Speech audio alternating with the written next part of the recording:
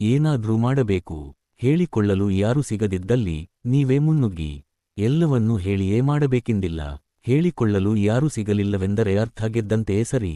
ಒಂದಿಷ್ಟು ಗೆಳೆಯರು ಒಟ್ಟಿಗೆ ಸೇರಿ ಪಾರ್ಟಿಗೋ, ಟೀ ಬ್ರೇಕ್ಗೋ ಅಥವಾ ಟ್ರಿಪ್ಗೋ ಹೋಗ್ತಾ ಇದ್ದಾಗ ಎಲ್ಲ ಮಾತುಗಳು ಮುಗಿದ ಮೇಲೆ ಯಾರಾದರೊಬ್ಬರು ಏನಾದ್ರೂ ಮಾಡಬೇಕು, ಹೀಗೆ ಇದ್ದರೆ ಆಗಲ್ಲ ಜೀವನ ಎಂಬಂತಹ ಮಾತುಗಳನ್ನು ಆಡಿಯೇ ಬಿಟ್ಟಿರುತ್ತಾರೆ.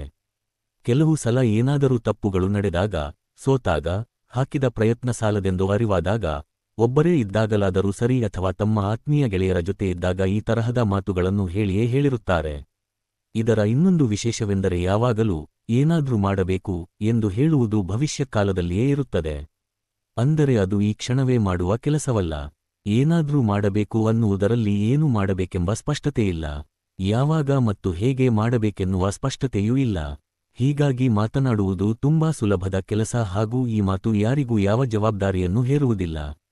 ಅದಕ್ಕೋಸ್ಕರವೇ ಎಲ್ಲರೂ ಎಲ್ಲಾ ಸಂದರ್ಭಗಳಲ್ಲಿಯೂ ತುಂಬಾ ಸುಲಭವಾಗಿ ಮಾತನಾಡಿಕೊಳ್ಳಬಹುದಾದ ಮಾತೆಂದರೆ ಏನಾದ್ರೂ ಮಾಡಬೇಕು ಎಂದು. ಬಹಳಷ್ಟು ಸಲ ಈ ತರಹದ ಸ್ಪಷ್ಟತೆಯಿಲ್ಲದ ವಿಷಯಗಳಲ್ಲೇ ನಮ್ಮ ಜೀವನದ ಮುಕ್ಕಾಲು ಭಾಗ ಕಳೆದುಹೋಗಿರುತ್ತದೆ.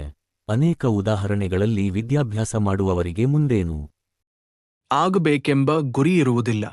ಏನಾದರೂ ಮಾಡಬೇಕು.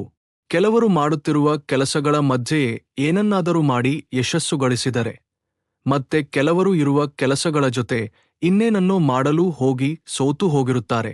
ಇದು ಸಿಕ್ಕದ ಬಸ್ಸನ್ನು ಏರಿ ಅದು ಎಲ್ಲಿಗೆ ಹೋಗುತ್ತದೆಯೋ ಅಲ್ಲಿಗೆ ಟಿಕೆಟ್ ತೆಗೆದುಕೊಂಡು ಕೂತ ಹಾಗೆಯೇ. 2ನೇ ಪುಟದ ಮುಖ್ಯಾಂಶಗಳು, ಪೇಜ್ 12. ಲೊಡುತ್ತಿರುವ 4-5 ಮೊಲಗಳನ್ನು ಒಟ್ಟಿಗೆ ಹಿಡಿಯುತ್ತೇನೆಂಬ ಹುಂಬತನಕ್ಕೆ ಬಿದ್ದಂತಾಗುತ್ತದೆ. ಹಿಡಿದ ಕೆಲಸ ಮುಗಿಸಲಾಗದೆ